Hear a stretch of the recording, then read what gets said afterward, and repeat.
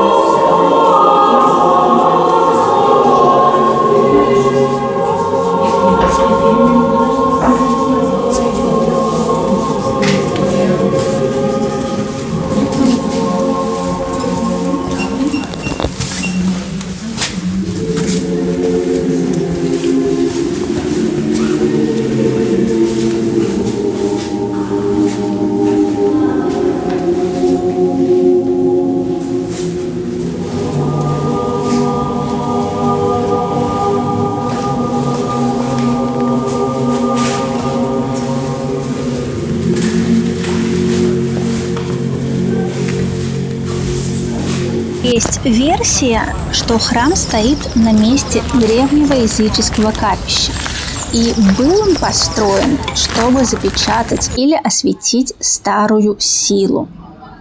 Но, как вы заметили, это не просто парк. На самом деле это целый музей-заповедник на юге Москвы, расположенный на правом берегу Москвы-реки. Его площадь достигает почти 400 гектаров. И здесь слишком много историй и загадочных событий. Как вы можете видеть, на территории парка даже проживают некоторые люди. Это старые советские дачи. Но постепенно государство, естественно, проводит политику по их освобождению. Не может освободить просто так, но покупка и продажа запрещены. Здесь мы можем видеть воссозданный дворец, как мы представляем, как это было, но он такой на самом деле современный. Выглядит красиво, все замечательно, привлекает.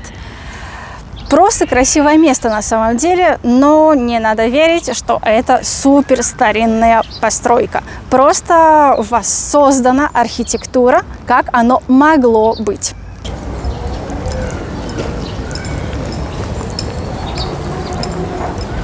На этом месте в XVII веке царь Алексей Михайлович построил свой деревянный дворец, который даже называли «Восьмым чудом света».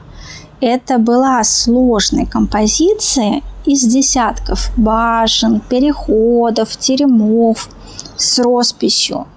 Прямо сказка, а не здание. Но в итоге здание разобрали, как часто бывает с деревянными постройками. Их либо разбирают, либо они сгорают, и ничего не осталось. Но позже, если я не ошибаюсь, в 2010 году решили воссоздать эту красоту уже наши современники по чертежам, схемам и описаниям. И вы можете наблюдать то, что у них получилось. Внутри также находится музей, который можно посетить. Говорят, что это безумно красиво, но я туда не заходила. Если захотите, можете приехать и зайти самостоятельно. Или, возможно, если вы мне сейчас в комментариях напишите, я приеду летом, зайду в этот музей и сниму для вас отдельное видео.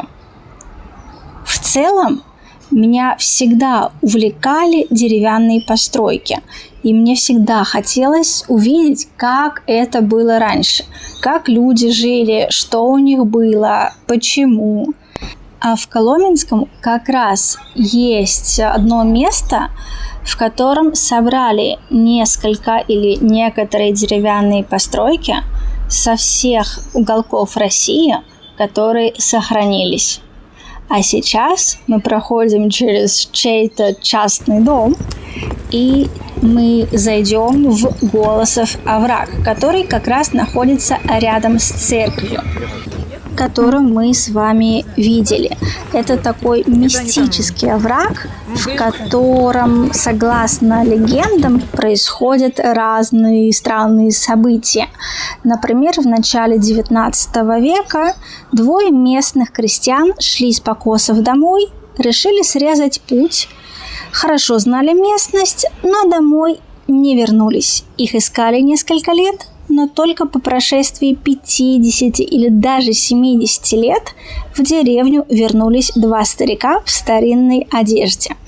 Они уверяли, что ушли буквально пару часов назад, но одежда и речь были другого времени.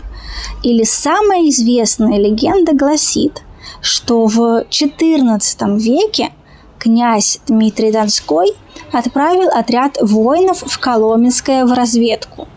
Они вошли во враг и исчезли.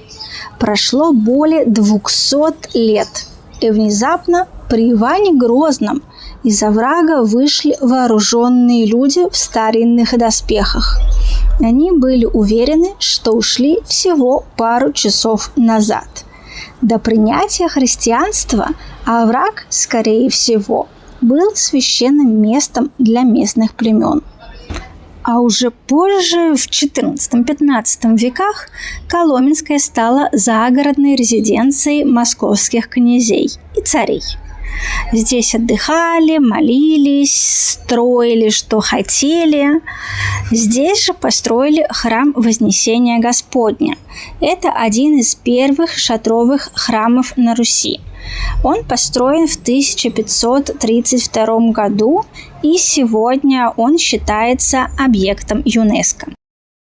Интересен тот факт, что в окрестностях Коломенского прятались старообрядцы и беглые крестьяне.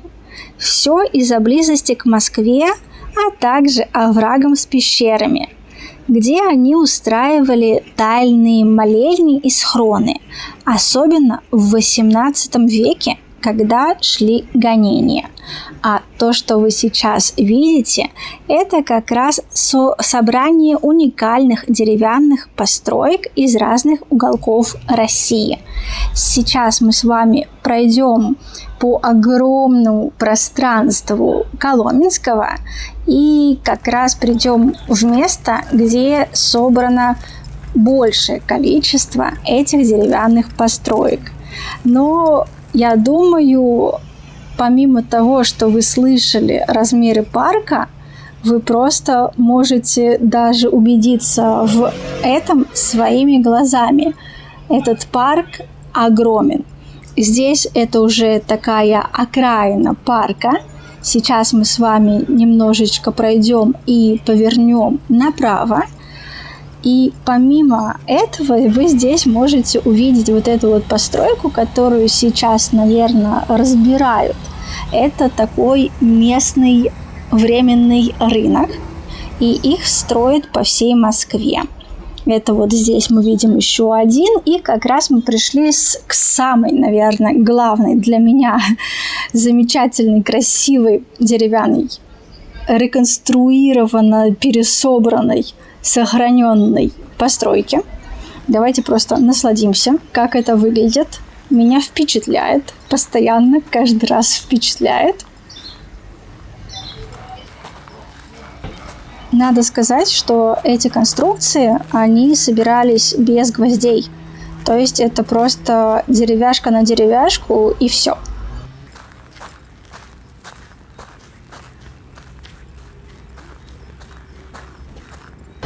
И, конечно, эта постройка для такого строительства, мне кажется, просто огромных размеров.